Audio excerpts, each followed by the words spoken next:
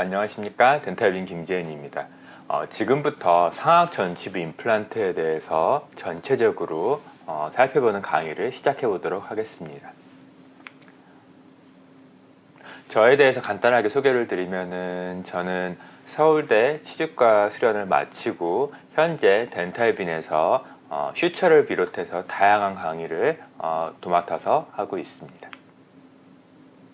자, 지금 굉장히 많은 파노라마가 보이고 있는데요.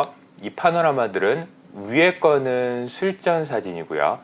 아래 거는 수루 사진으로 해서 두 개씩 페어가 되는 세트로 구성이 되어 있습니다. 그래서 노란 선 왼쪽은 제가 상악 전치부에 이미디어트 로딩을 해서 성공을 한 케이스들이고요. 그리고 노란 선 안쪽에 있는 거는 이미디어트 로딩은 하지 않고 상악 전치부에 임플란트를 심은 케이스들이고, 그리고 빨간 선 안에 있는 세 케이스는 제가 이미디어트 로딩을 해서 실패를 한 케이스들입니다. 이 케이스들 중에서 대략적으로 한 90% 정도의 케이스들을 가지고 이번 강의들에서 여러분들에게 리뷰를 하면서 설명을 드리도록 하겠습니다. 자, 그래서 이 케이스들을 분석을 해본 결과 제가 총 44개의 케이스 중에서 34개의 케이스에서 이미디어트 로딩을 시도를 했고요. 그래서 시도를 했을 때 시도를 안 한 이유들을 살펴보면은, 먼저 전치부에서 구치부 서포트가 부족했을 때는 이미디어트 로딩을 시도를 하지는 않았습니다. 그 이유는 구치부 서포트가 부족한 상태에서 환자분한테 전치부에 이미디어트 로딩을 하게 되면은 전치부에 과도한 힘이 걸리면서 해당 부분이 로딩이 페일리어가 될 수가 있기 때문에 이런 부분은 진행을 하지 않았고요. 그 이후로는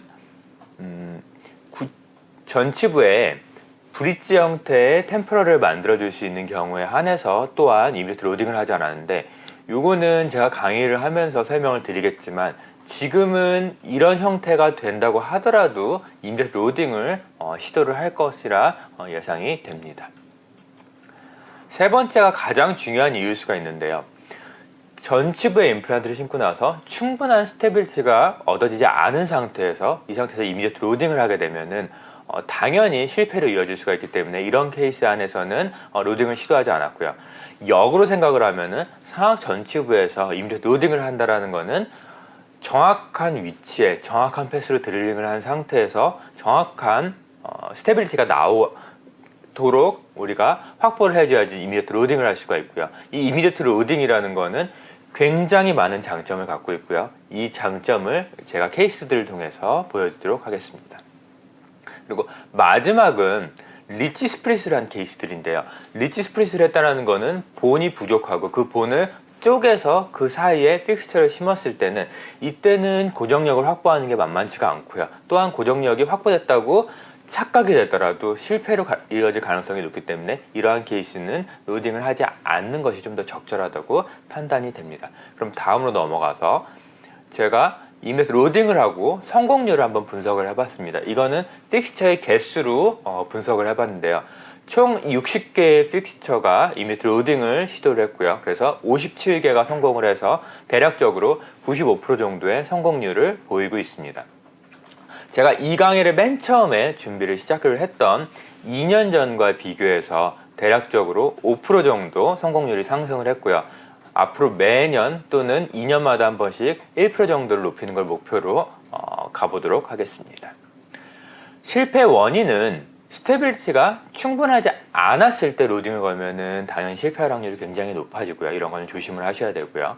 또한 환자가 헤비 컨트롤을 하지 못해서 해당 부위로 굉장히 따끈따끈한 음식을 자주 식사를 하는 경우에도 페일리어로 이어질 수가 있기 때문에 환자의 설명도 굉장히 중요하다고 보여집니다. 마지막으로 픽스처의 에이펙스가 본 서포트를 받지 않는 경우, 상악 전치부라는 공간은 본이 테이퍼하게 구조가 되어 있기 때문에 이 부분에 있어서 과도하게 너무 테이퍼 정도를 구치부 패스에 가깝게 세워버리면은 픽스처의 상부가 위로 노출이 되는 경우가 볼 수가 있고요. 이 상태에서는 일반적으로도 페일리어의 가능성이 높고 이미디어트 로딩을 하게 되면 실패율이 굉장히 높아집니다. 이것 또한 제가 케이스를 통해서 보여드리고 이걸 막기 위해서는 어떻게 해야 되는지에 대해서도 설명을 드리도록 하겠습니다.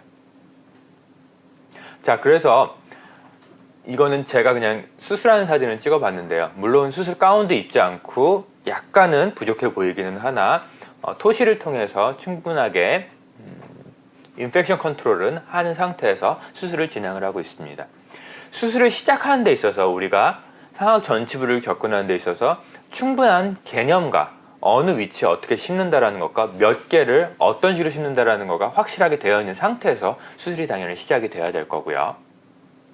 또한 서지컬 스킬을 통해서 훨씬 더 잘 이런 수술을 진행을 해내고 구현을 해내야 된다고 생각이 됩니다. 그래서 이번 강의에서는 물론 서지컬 스킬도 많이 알아보긴 하겠지만 요거는 오프라인에서 제가 실습을 통해서 많이 잡아드릴 거고요. 오늘은 온라인 강의에서는 앞에 설명드린 이와 같은 컨셉과 개념을 조금 더 중점적으로 다루면서 여러분들한테 개념을 설명을 드리도록 하겠습니다.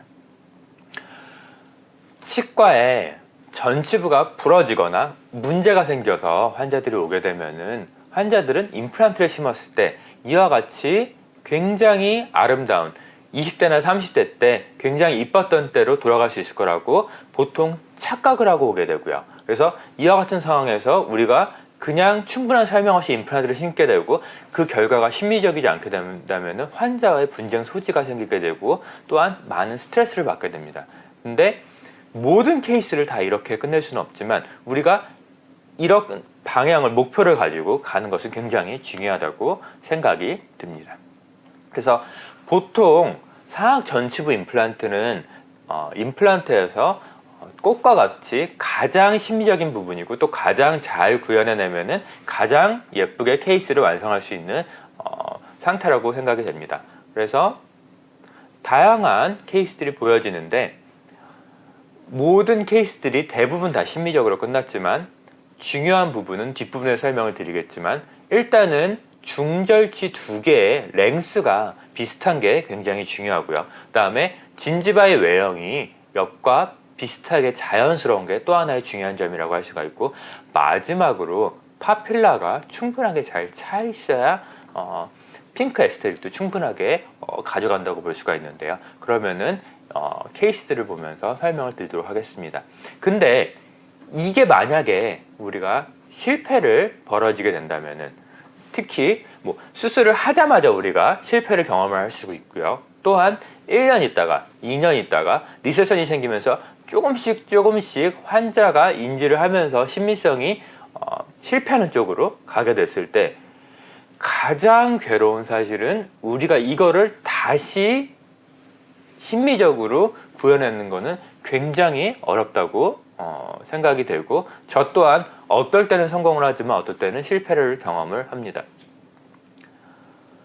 처음 케이스는 제 케이스는 아니고요. 뒤에서 좀 더 자세히 설명을 드리겠지만 슈처 텐션 컨트롤이 실패를 해서 이 부분이 슈처에 의해서 찢어진 경우를 볼 수가 있고요. 그래서 이와 같이 리세션이 과도하게 발생한 것을 볼 수가 있습니다. 이러한 케이스를 간단하게 연조직 처치만으로 다시 저걸 덮을 수 있으면 굉장히 좋기는 하겠으나 대부분 그러한 시도는 실패로 이어지게 되고요. 저 또한 첫 번째 케이스는 실패로 이어졌습니다. 두 번째 케이스 같은 경우에는 보시면은 굉장히 많은 리세션이 관찰이 되고요. 연조직 형태 또한 조금 안 좋아 보이는 것을 볼 수가 있습니다. 그래서 이 두 번째 케이스 같은 경우에는 제가 3번의 수술에 걸쳐서 리컨스트럭션을 해서 물론 아직 약간은 부족해 보이고 약간 심미성이 저해되어 보이기는 하나 각 중정일치의 길이가 일치되도록 진지바 레벨을 잘 조정을 해서 케이스를 마무리를 하였고요. 식립은 제가 하진 않았지만 뒤에 연조직 제거 및 또한 보철까지 제가 완성을 한 케이스라고 보여집니다.